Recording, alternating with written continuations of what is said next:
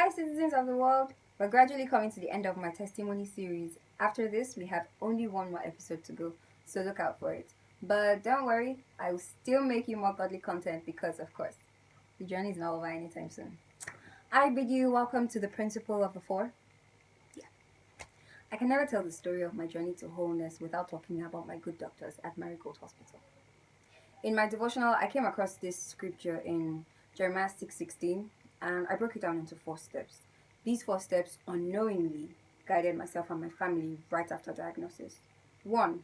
Stand by the roads and look. 2. Ask for the eternal path where the good old way is. 3. Walk in it. And 4. You will find rest for your soul. Four simple but crucial steps to guide one in life. After diagnosis, there was a lot of talk about what steps to take. Should I do chemo? Should I not do chemo?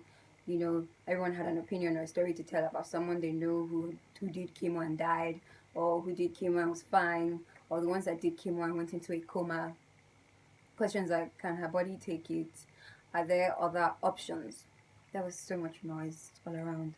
But myself and my family stood at the roads and looked. We critically observed the situation. It was in stage 4. It was aggressive. We knew we had to start treatment immediately. And then step 2. We asked God to direct us in what way to go. Because that was crucial, with all the opinions that were flying around. And because God had already promised us a victory from the end, He led us to Marigold Hospital, where we met with the skilled specialists. And so we went ahead and took step 3. We walked in it. We said yes to chemo. Did we reach step 4 afterwards? Yes, because I found rest for my soul.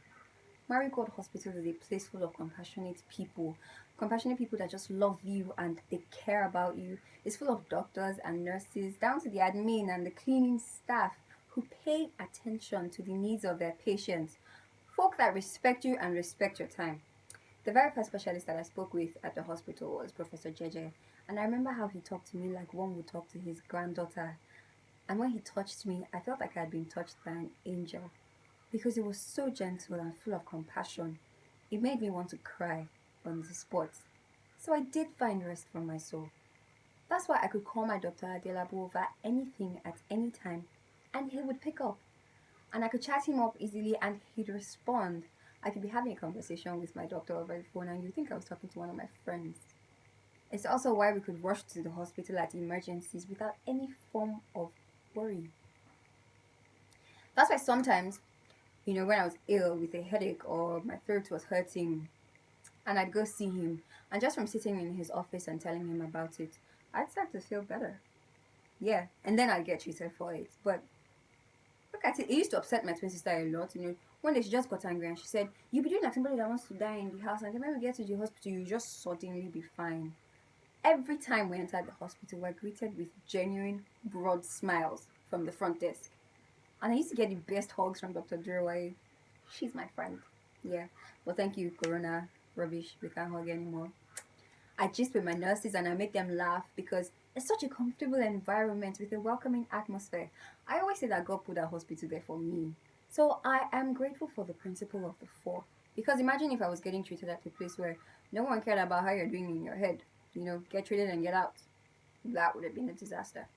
So here's my advice to you. If you're at a critical place in your life and you need to make life impacting decisions, take Jeremiah's principle of the 4. Stand and look. Ask God. Walk in it. And you will find rest for your soul. May the 4 be with you.